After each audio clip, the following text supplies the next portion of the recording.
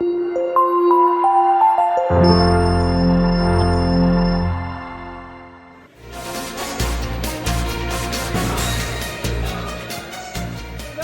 से भाजपा प्रत्याशी हरिकांत अहलूवालिया ने नगर निकाय चुनाव के नामांकन के अंतिम दिन महापौर पद के लिए पर्चा दाखिल कर दिया।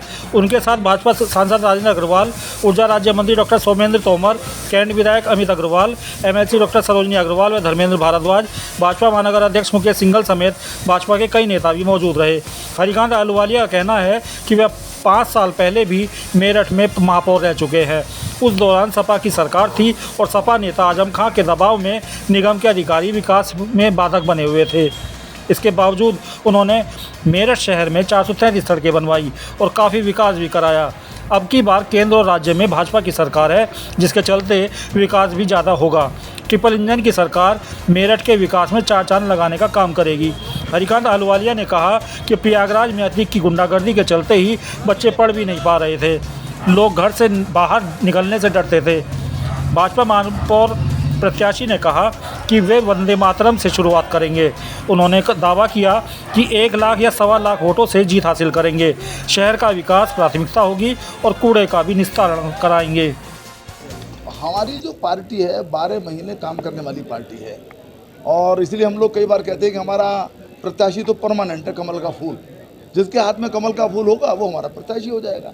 तो हमने चेहरा लाने का केवल काम किया है, अन्यथा प्रत्याशी तो हमारा कमल का फूल है। आज हरिकांत अहलूवालिया जी को पार्टी ने प्रत्याशी बनाया है और बड़े उत्साह के साथ और भी जो सभासदों के या नगर पालिकाओं के, नगर पंचायतों के जो हमने प्रत्याशी बनाए हैं भारतीय जनता पार्टी ने, सबके लिए पूरा का पूरा मैदान तैयार है। 12 महीने काम करने वाली हमारी पार्टी है। बूथ स्तर तक समर्पित कार्यकर्ताओं की हमारी एक बड़ी कार्यकर्ताओं की मैं कहता हूँ कि फौज कह लीजिए आप, वो है। हम उसके आधार पर, सरकार के कामों के आधार पर और अपने नेतृत्व की तेजस्विता के आधार पर हम चुनाव को लड़ेंगे और जीतेंगे। इतिहास है कि जिसकी सत्ता में सरकार होती है उसका मेयर नहीं बनता। क्या हमने बहुत इतिहास बदले हैं। इतिहास ये भी था कि नोएडा जो जाएगा मुख्यमंत्री वो दोबारा नहीं बनेगा। इतिहास ये भी था कि दोबारा मुख्यमंत्री यानी किसी की सरकार लौटेगी ही नहीं। हमने दोनों चीज़ें तोड़ी हैं। हमारे मुख्यमंत्री जी नोएडा कई बार गए, दोबारा उनकी सरकार बनी। ऐसे जो ये भ्रामक धारणाएं हैं उनको हमने तोड़ा है। आप देखेंगे कि इस बार भी बहुत प्रचंड बहुमत से हम लोग यहाँ पर मेयर जीतेंगे, पार्षद जीतेंगे और 3 इंजन की सरकार भी, डबल इंजन की सरकार है, 3 इंजन की सरकार मेरठ के अंदर बनेगी। क्योंकि सबसे पहला हमारा यहाँ का जो यहाँ के ड्रेनेज सिस्टम है इस मेरठ महानगर का, नाले नालियों में जो रुकाव होता है, ये सारे सिस्टम है। इसके लिए हमारे सांसद, हमारे विधायक, हमारे मंत्री सबके साथ एक प्लानिंग होगी।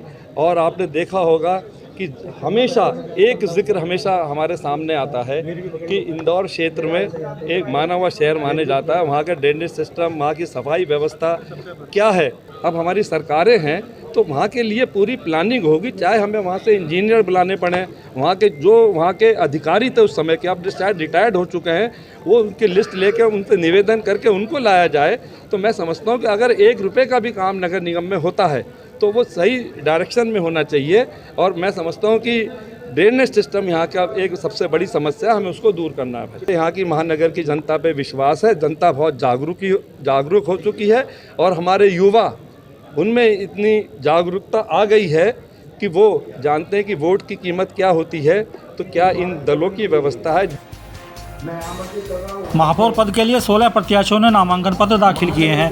भाजपा से हरिकांत अहलूवालिया, सपा से सीमा प्रधान, आप से ऋचा सिंह, बसपा से हशमत मलिक, कांग्रेस से नसीम कुरैशी, राष्ट्रवादी कांग्रेस पार्टी से शकील मलिक, AIMIM से अनस, बहुजन महादल से अफजाल, इंडियन मुस्लिम लीग से केसर अब्बास, निर्दलीय से मुक्ता चौधरी, अनमोल, प्रदीप कुमार, सुरेंद्र सिंह, नरेंद्र कुमार, विकास मावी व अमीर अहमद ने महापौर के लिए पर्चा दाखिल किया है।